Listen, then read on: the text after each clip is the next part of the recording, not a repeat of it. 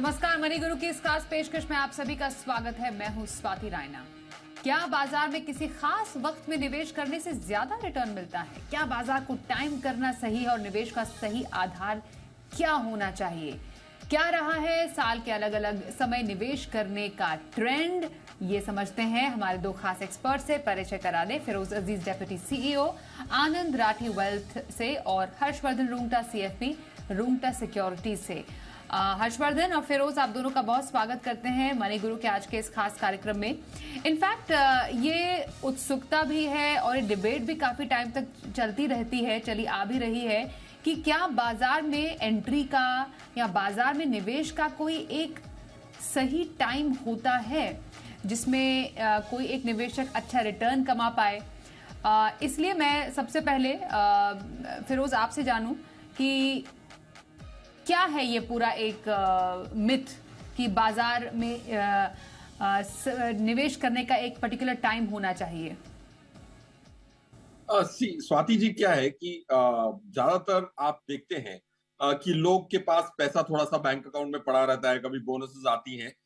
तो point one ये है कि हमने बहुत सारे महीने देखे, काफी सारे सालों के, ऑलमोस्ट 22-23 सालों के डिफरेंट मंथ्स में कितने मंथ्स में पॉजिटिव रही है, कितने में नेगेटिव रही है। जैसे जनवरी के 23 अलग जनवरीज जो 23 साल से हो रही हैं, उसमें से 14 जनवरीज में नेगेटिव रिटर्न थी और 9 जनवरीज में पॉजिटिव रिटर्न थी। वैसे ही अगर आप देखते हैं तो पहले साल के पहले 4 महीने थोड़ी मार्केट में गिरावट देखने की संभावना ज्यादा है। ऑलमोस्ट 12, 13, 14 महीने पहले 4 महीने में नेगेटिव होते हैं विजावी 22-23 मंथ्स का जो बेस हमने लिया। तो जनवरी में सबसे ज्यादा नेगेटिव्स थे, 14 नेगेटिव्स आउट ऑफ 23। फरवरी में 12 negatives and 11 positives and so on and so fourth. January, February, March, April markets थोड़ी नीचे रहती हैं, तो तब आप अपना लमसम पैसा लगाते हैं तो थोड़ा ज्यादा बनने की संभावना होती है। At least the past track record says that. दूसरा जो एक बहुत बड़ा मिथ चला आ रहा है इक्विटी मार्केट में, जब भी पार्टिसिपेंट से बात करो तो दिसंबर थोड़ा ठंडा महीना होता है, ये कहते हैं क्योंकि एफआई लोग अपना बुरा बिस्तर बांध के क्रिसमस के पहले चले जाते हैं। ये गलत फहमी है, क्योंकि अगर आप दिसंबर देखते हैं, 22 दिसंबर, जो 22 सालों के अलग अलग दिसंबर देखे तो 14 दिसंबर पॉजिटिव दिसंबर थे। It's one of the best months from a return stand point, worst months from beginning and investment stand point. Swati ji, तो ये ट्रेंड आपने बताया पिछले 23 साल का। इनफैक्ट काफी इंटरेस्टिंग डेटा है ये समझने के लिए कि हम ये जानने की कोशिश कर रहे हैं और इस पर डिस्कशन कर रहे हैं कि निवेश का टाइम, कि आप साल के कौन से महीने में कौन से वक्त निवेश करते हैं, क्या वो वाकई आपका रिटर्न तय करता है, आपका मुनाफा तय करता है? इनफैक्ट पिछले 3 सालों में हमने देखा, हर्षवर्धन, लगभग यही टाइम था। हम थोड़ा सा इसको हल्का सा और बैक कर दें, हम मार्च 2020 की बात करें, जब बाजार गिर गए बहुत ज्यादा कोविड के डर से। फिर कुछ महीनों के बाद ऐसा समय आया जब बाजार ने बाउंस बैक किया। फिर तो बाजार ने अगले साल में, पिछले 3 साल में ऑल टाइम हाई भी छुआ। तो लोगों को लगा कि भाई हमने तो जब कोविड के टाइम पे जब इतना बाजार गिरा इस डर से कि भाई कोविड आ गया, अब क्या होगा हमारे निवेश का, लोगों ने पैसे निकालने शुरू कर दिया, एसआईपी अपनी रोक दी। उनको पछतावा हुआ कि हमने ऐसा क्यों किया। तो यही समझाने के लिए काफी है कि ऐसे कोई भी इवेंट्स आते हैं जब बाजार मार्केट लाइफ में जो साइकिल्स आते हैं वो कभी परमानेंट नहीं रहता है। परमानेंट जो रहता है वो आपका अपनी स्ट्रैटेजी रहती है, आपका अपना टाइम होराइजन रहता है और आपका अपना गोल रहता है। जी हाँ स्वाति, तो देखिए, हम ये पूरे एनालिसिस को हम 3 हिस्सों में बांटते हैं। एक है जो हम regular trend over longer period देखते हैं। सो यही चीज फिरोज ने जो अभी कही कि हमने 2001 से 2023 का डेटा जो जो इन्होंने शेयर किया है वो ये है कि कौन से महीने में इन द लास्ट 22 ईयर्स, पिछले 22 सालों में हर महीने का अगर डेटा देखते हैं तो कितने टाइम ऐसा था कि मार्केट कौन से महीने में गिरा हुआ था और कौन से महीने में ज्यादा बढ़ा हुआ था। तो ये हो गया एक लॉन्ग टर्म डेटा। दूसरा हो गया कि आप एक इवेंट्स देखते हैं, जैसे मार्च 2020 में कोविड हुआ, कोविड की वजह से मार्केट में करीबन 40% की गिरावट आई और उसके बाद मार्केट अगर जो चला है तो उसके रिटर्न का जो हम एनालिसिस करते हैं। और तीसरा एक रिटेल इन्वेस्टर के नाम पे जो एसआईपी के जरिए इन्वेस्ट कर रहा है फॉर लॉन्ग टर्म गोल। तो उन्हें उनके लिए क्या ये हर महीने की वॉलेटिलिटी इतनी फर्क पड़ता है, उन पे नहीं पड़ता है। तो हम इस पूरी चीज को हम तीनों चीजों में एनालिसिस करते हैं। तो पहला जो था वो है कि 2001 से 2023 की जो रिपोर्ट है, जो डेटा पॉइंट्स है, वो ये जो फिरोज बता रहे थे कि जनवरी, फरवरी, मार्च एंड अप्रैल, ये जो पहले 4 कैलेंडर मंथ्स हैं, इनमें mostly in the last 22 years देखा गया कि मार्केट नीचे रहा है in the first 4 month of the calendar year. तो इसमें अगर आप एंट्री लेते हैं तो आपका इट सीम्स ऐसा लगता है कि अच्छा मौका है। उसी तरह आप अगर जुलाई देखते हैं या दिसंबर पीरियड देखते हैं तो उस समय मार्केट कम गिरे हैं। इन द पिछले 22 सालों में दिसंबर महीने में मार्केट ज्यादा बढ़ा है इन कंपैरिजन टू जितना घटा है। तो ये उन ट्रेडर्स के लिए होगा जो शॉर्ट टर्म व्यू लेते हैं, जो उन्हें 1 साल का इन्वेस्टमेंट करना है और मार्केट को टाइम करके कोशिश करना है कि उन्हें कमाना है। ये इन्वेस्टर्स के लिए नहीं है। इन्वेस्टर्स अगर 10-15 साल के लिए इन्वेस्ट कर रहे हैं, उन्हें जनवरी में मार्केट थोड़ा गिरा हुआ है या फरवरी में क्या है या दिसंबर में क्या है, फर्क नहीं पड़ता। दूसरा जो हमने बात की वो थी कि कोई इवेंट आते हैं, कोविड-19 जैसा इवेंट है, रशिया यूक्रेन वॉर है या और कोई इवेंट्स आते हैं, ग्लोबल टर्मोइल होता है, 2008 का रिसेशन है, ऐसे कोई मौके आते हैं जब मार्केट एक अनएक्सपेक्टेड टर्न लेता है। ये एक नॉर्मल ट्रेंड की बात नहीं कर रहे हैं, ये एक अनएक्सपेक्टेड टर्न लेता है। उस समय इन्वेस्टर्स किस तरह का सोचते हैं? तो उस समय लॉन्ग टर्म इन्वेस्टर भी ये सोच सकता है कि अभी मेरा डेट एलोकेशन था, मान लीजिए 60% और इक्विटी 40 था और मार्केट गिर चुका है, तो क्या मैं ये एलोकेशन स्विच करूं? मैं 60 डेट से लेके क्या मैं इक्विटी को 70-80 बना सकता हूं कि नहीं? तो ये भी लॉन्ग टर्म को व्यू में लेते हुए ही ये एसेट एलोकेशन चेंज करते हैं जब ये स्पेसिफिक इवेंट्स होते हैं, जो मेगा इवेंट्स होते हैं। और तीसरा पहलू ये है कि जो एक इन्वेस्टर है जो मान लीजिए 10 या 20 साल के लिए अपने रिटायरमेंट के लिए सेव कर रहा है या बच्चों की पढ़ाई के लिए सेव कर रहा है, उन्हें कोई फर्क नहीं पड़ता कि आप जनवरी में एक इंस्टॉलमेंट आपकी जारी है और फरवरी में ऐसे करते करते आप अगले 10 साल या 15 साल तक आप हर महीने इन्वेस्ट कर रहे हैं, तो मार्केट का ट्रेंड कुछ भी हो, फर्क नहीं पड़ता। इनफैक्ट आपको ध्यान होगा स्वाति, हमने पिछली बार हमने एक बार ये बात की थी कि क्या मार्केट्स में एसआईपी इन्वेस्टर्स को इतनी चिंता करनी चाहिए थी। तो आई थिंक इन 3 पहलुओं से अगर हम उसे कंपेयर करेंगे, हमें पता चलेगा कि हमें क्या करना है। तो इन्वेस्टर के रूप में मैं एक ही चीज कहूंगा कि इन्वेस्टर को मार्केट टाइमिंग नहीं करनी चाहिए। वो अपना डिसिप्लिन मेंटेन करेंगे, वो ज्यादा फायदेमंद है रादर देन मार्केट को टाइम करने की कोशिश करने में। बहुत मशहूर कहावत भी है बाजार में, कही जाती है कि बाजार को टाइम करने से ज्यादा जरूरी होता है कि बाजार में कितने टाइम तक आप रुके हुए हैं। पर ट्रेंड को समझना भी बेहद जरूरी है। इंटरेस्टिंग है, उससे एक पैटर्न हमें समझ में आता है कि आखिरकार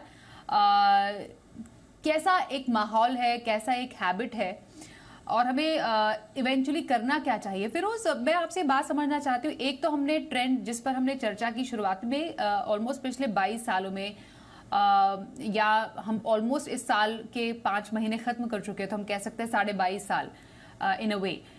उसमें बाजार का ट्रेंड कैसा रहा है, उसके मुताबिक क्या एक सही समय है निवेश करने का किसी एक निवेशक के लिए। पर जब एक अतिरिक्त पैसा, एक एक्स्ट्रा मनी अपने इन्वेस्टमेंट में डालने का टाइम आता है, इसी ट्रेंड से कोरिलेट करते हुए जो साल के पहले जो महीने होते हैं, जैन, फेब, मार्च, अप्रैल, आपको लगता है वैसे भी लोग इस टाइम पे निवेश या अतिरिक्त पैसा ज्यादा निवेश करते हैं ड्यू टू मेनी रीजंस? कई लोगों को बोनस, इंक्रीमेंट मिलते हैं, कई लोग जैसे इस टाइम पे रिटायरमेंट का भी टाइम होता है, उनके पास एक लमसम पैसा आता है, एंड फिर अगेन रेस्ट अक्टूबर से लेकर जो दिसंबर तक का टाइम होता है, उसमें भी यूजुअली दिवाली के टाइम पे बोनस का टाइम होता है जो अतिरिक्त पैसा लोग बाजार में लगाते हैं। तो क्या ऐसा भी ट्रेंड देखने को मिला है जब हम इंडिविजुअल लेवल पे पैसे लगाने की बात करें तो? देखिए कविता, सॉरी स्वाति जी, आपने सही फरमाया कि लोगों को पैसे मिलते हैं टैक्स के पर्पज से भी। लोग बहुत मंथ जैन फेब मार्च में ज्यादा इन्वेस्ट करते हैं, ईएलएसएस में इन्वेस्ट करते हैं, पॉइंट 1।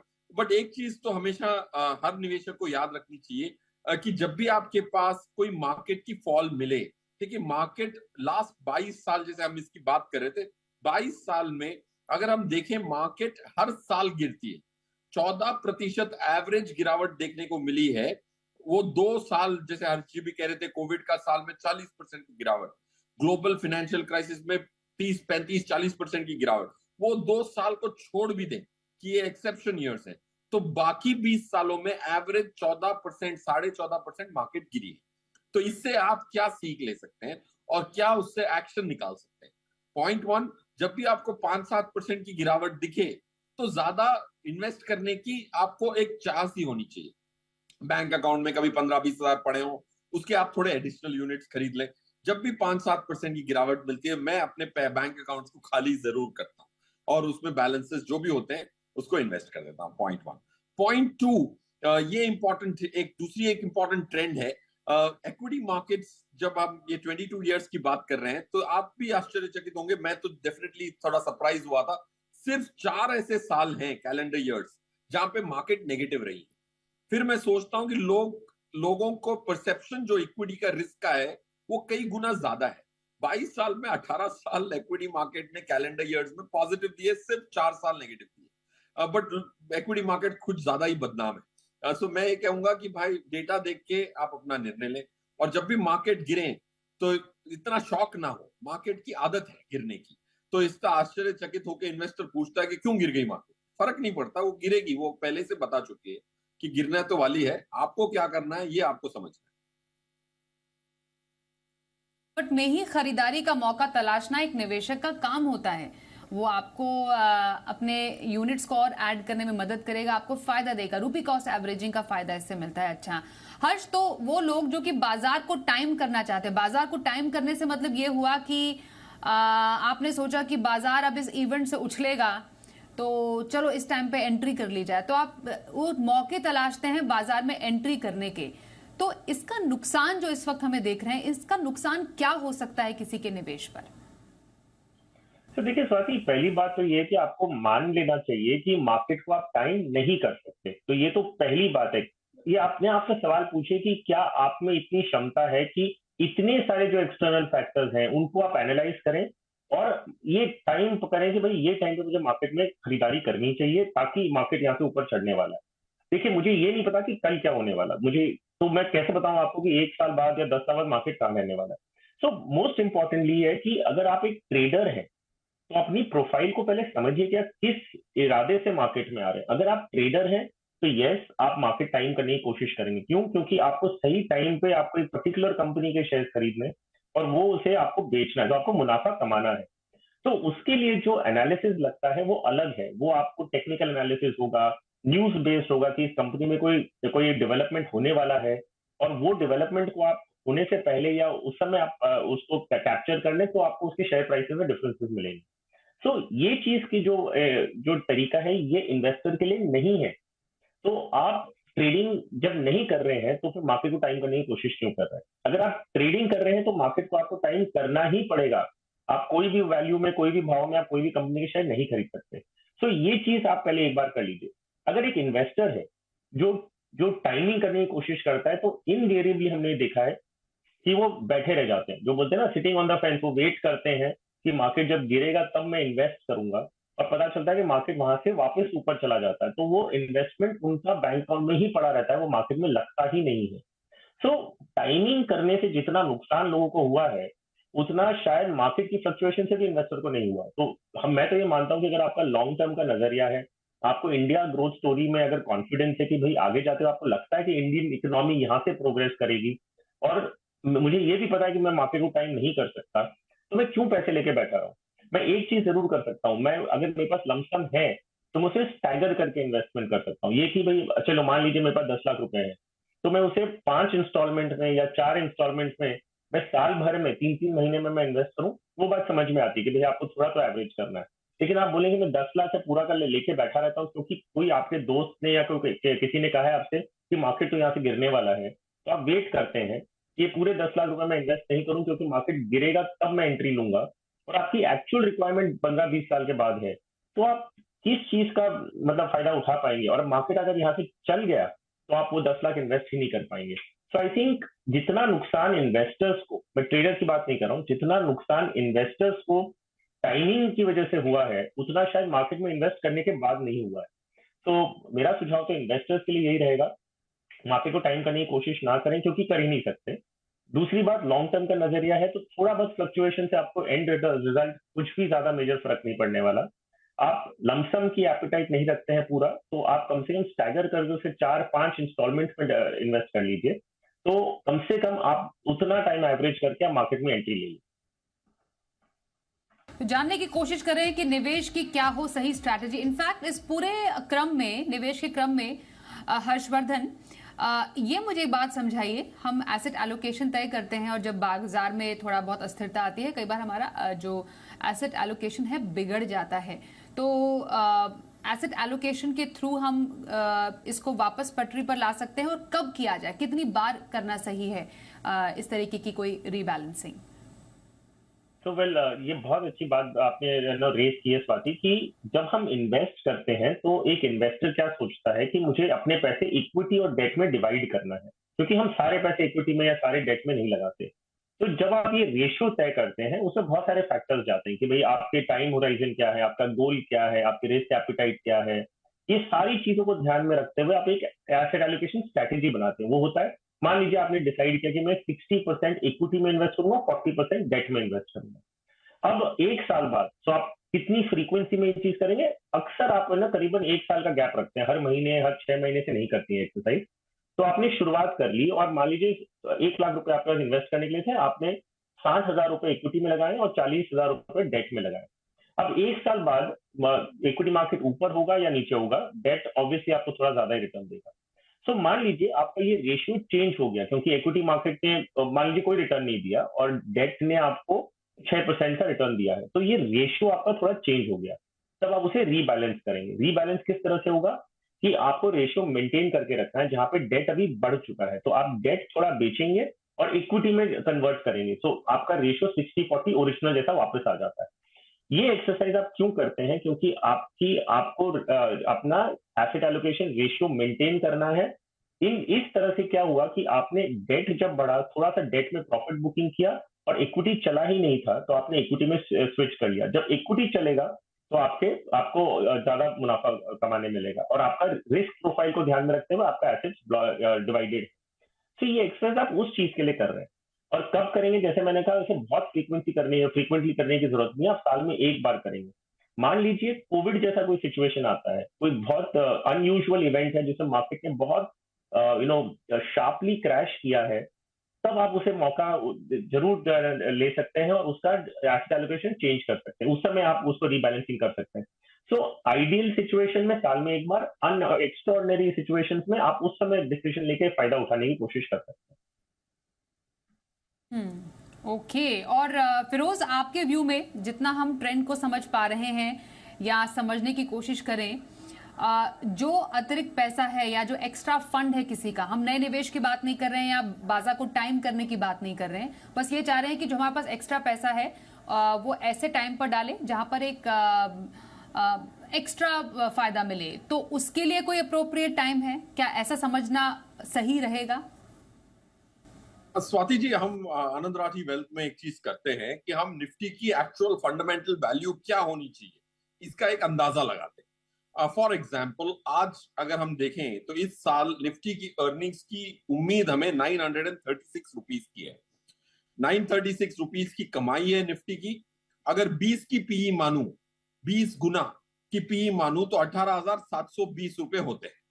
आज मार्केट है लेट्स अज्यूम 18,400 पे, तो मार्केट की जो लेवल है वो फंडामेंटल लेवल से कम है हमारे हिसाब से। तो ऐसे समय में हम क्लाइंटों को कहते हैं कि आप एक मुश्त निवेश कर सकते हैं। अगर समझिए मार्केट की लेवल 20,000 होती और फंडामेंटल लेवल 18,700 होती, तो हम क्लाइंट को बोलते कि आप स्टैगर क्यों नहीं कर लेते 6 महीने 8 महीने। जब भी आपको मार्केट उसके फंडामेंटल लेवल से सस्ती मिले तो आपको एक मुश्त निवेश करना है, उससे महंगी मिले तो स्टैगर आए। अब फंडामेंटल लेवल मिले कहां से? तो आनंद राठी में हम कंप्यूट करते हैं, हमारी जो अर्निंग की एस्टिमेट आती है, जैसे इस साल की हमारी अर्निंग एस्टिमेट थी 840 रुपए, तो निफ्टी की ऑलमोस्ट 841 रुपीज की अर्निंग्स की ऑलमोस्ट हो रही है इस साल। सो हमेशा इन्वेस्ट करने से पहले मार्केट की फंडामेंटल लेवल कंप्यूट करते हैं हम। अगर एक रिटेल निवेशक आपका शो देख के वो फंडामेंटल लेवल फाइंड आउट कर सकता है तो it becomes a very good indicative process to decide when to enter. आइए अब कुछ फंड्स पर भी चर्चा कर लेते हैं कि बाजार में कौन से फंड्स हैं जिनको आप देख सकते हैं, जहां पर आप मौके तलाश सकते हैं अपने लिए पोर्टफोलियो बनाने का। इसे हर्षवर्धन, मैं आपसे शुरुआत करती हूं। आपके पसंदीदा फंड्स कौन से रहेंगे? स्वाति, अगर आपकी आवाज मुझे क्लियरली नहीं आ रही, लेकिन मैं जो समझ पा रहा हूँ वो ये है कि आप मेरे पसंदीदा फंड्स की नाम पूछ रहे हैं। और तो मैं आपको Yes. बता दूं, अगर एक इन्वेस्टर अपना पोर्टफोलियो बनाना चाहे तो ये 5 स्कीम मैं अलग अलग कैटेगरीज के बता रहा हूँ। So ABSL Nifty 50 equal weight index fund. तो निफ्टी की 50 कंपनियों में इक्वल एलोकेशन होता है 2% का। तो एवरी कंपनी में 2% का एलोकेशन होगा। आईसीआईसीआई प्रू मल्टी कैप, इसमें large, mid and small cap तीनों मार्केट के सेगमेंट से 25% का कंपलसरी एलोकेशन है। और बैलेंस जो अमाउंट है वो फंड मैनेजर अपने डिस्क्रिप्शन से इन्वेस्ट कर सकते हैं। पराग फ्लेक्सी कैप एसेंशियली क्योंकि एक वैल्यू ओरिएंटेड इन्वेस्टमेंट फिलोसफी है with international equity. So I think एक अच्छा कॉम्बिनेशन है and the performance has been very good. White oak capital का mid cap fund, very very strong research team with very good experience in the mutual fund industry, in the investment industry. So I think in the mid cap segments में White Oak Capital का mid cap fund recommend करूंगा। और Tata multi asset opportunity fund, इस कारण से क्योंकि इसमें आपको इक्विटी ज्यादा है, of course debt and precious metals जो कमोडिटीज एंड गोल्ड कमोडिटीज हैं वो भी आपको एक्सपोजर एक ही फंड में मिल जाता है। ओके, तो ये रहे हर्षवर्धन के पसंदीदा फंड्स। और फिरोज, आपकी नजर में कौन से फंड्स हैं जो आप रेकमेंड करेंगे निवेशकों को? मैं डिफरेंट कैटेगरीज के डिफरेंट फंड्स रेकमेंड करते हैं, more prospectively rather than retrospectively. Franklin India blue chip large cap में, SBI large and mid cap category का, Kotak emerging equities mid cap category, Quant active एक मल्टी कैप फंड है, HDFC flexi cap as the name suggest, it's a flexi cap fund, ICICI Pru dividend yield, ICICI Pru focused और SBI contra. ये सब जो funds हैं अलग categories के हैं और प्रोस्पेक्टिवली चूज किए हैं। काफियों के पास परफॉर्मेंस आपको इतने अच्छे नहीं लगेंगे, बट आई थिंक इनके जो कॉन्स्टिट्यूएंट्स हैं जिनको हम इवैल्यूएट करते हैं, उनकी टारगेट्स डालते हैं, उसमें ये खरे उतरते हैं। ओके, तो ये अलग अलग कैटेगरीज के फिरोज के पसंदीदा फंड्स हैं जो कि आपको अपने पोर्टफोलियो में आप ऑफ कोर्स अपनी रिसर्च, अपने अगर आपके पास कोई फाइनेंशियल प्लानर है उसकी मदद से आप अपने पोर्टफोलियो में शामिल कर सकते हैं। पर यही हमने समझा कि बाजार को टाइम करने से ज़्यादा इम्पोर्टेंट है कि बाजार में आप कितना टाइम बिताते हैं। लमसम पैसा है, एक मुश्त पैसा है, उसको कैसे आपको निवेश करना है, स्टैगर्ड वे में करें थोड़ा थोड़ा करके, या फिर एक साथ लमसम अमाउंट आप इन्वेस्ट करें। थोड़ा उसके लिए आपको समझ की भी ज़रूरत है, इसलिए आप एक अच्छे एडवाइज़र की मदद लें इसके लिए। और सबसे ज़रूरी, लंबी अवधि के निवेश में बाजार की छोटे मोटे उथल पुथल से ना घबराएं और एसआईपी से छेड़छाड़ मत कीजिए। यही एक बहुत ही ज़रूरी चीज़ है आपके निवेश की जर्नी के लिए। बहुत धन्यवाद फिरोज आपका, और हर्षवर्धन आपका भी हमारे साथ मनी गुरु के आज के इस खास कार्यक्रम में इस चर्चा में शामिल होने के लिए।